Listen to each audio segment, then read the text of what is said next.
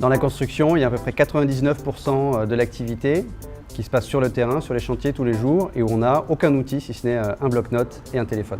On a bien avancé parce que la culture était vraiment à faire évoluer.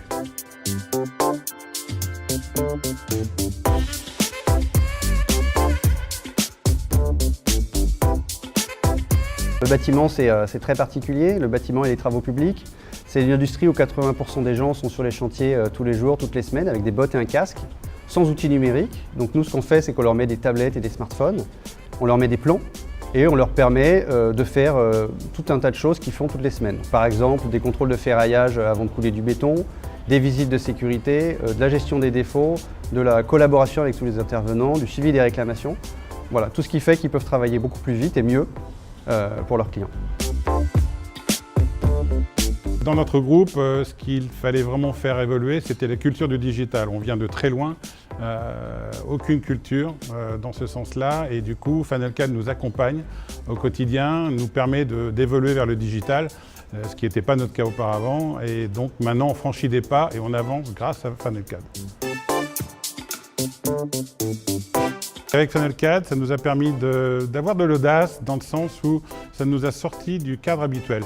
On avait une structure dans notre groupe plutôt assez figée, assez méthodique, organisée, structurée. Grâce à FunnelCAD, on est sorti du cadre. On n'a pas géré ce projet comme on le gère habituellement. On est vraiment parti du terrain, des opérationnels, pour remonter vers la construction de l'outil. C'est la volonté du groupe et la volonté réelle incarnée d'être un vrai partenariat. Donc on ne se demande pas si le déploiement va être une réussite.